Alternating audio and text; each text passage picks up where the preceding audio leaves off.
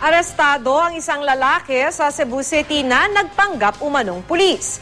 Ginamit daw ng suspect ang kanyang peking ID para takutin ang napag-utangan niya ng 50,000 piso. Makibalita tayo kay Randy Gurion ng GMA Cebu. Sa unang tingin, parang totoong police ID ito. Ginagamit umano ito ni Remil Jamal na nagpakilala raw bilang isang police superintendent para makapangloko. Pero kahapon na booking na peking police pala siya. Kwento ng nagsumbong, nakisosyo si Jamal sa kanyang negosyong sand and gravel. Di nagtagal nang ngutang umano si Jamal ng 50,000 piso. Pero nang maniningil na raw siya, ayaw magbayad ni Jamal. Doon na raw ito nagpakilalang pulis at tinakot ang biktima.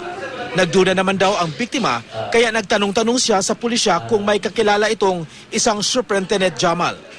Lumabas sa pagsisiyasat na wala ang pangalan ni Jamal sa listahan ng mga lisensyadong pulis ng PNP headquarters sa Camp Crame. Even my classmate in Camp Crame na na-assign sa DPRM, pina-counter-check ko ito, wala ring existing na Police Superintendent Remil G. Jamal. I even salute him because according to him, he is a member of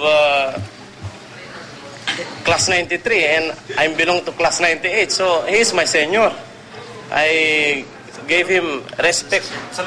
Depensa naman ng suspect, wala siyang masamang balak sa pagkakaroon ng peking ID. Dili ko man nagagamit. Nasa wallet ko lang. Nakakulong na ngayon si Jamal at posibleng maharap sa reklamong swindling and usurpation of authority.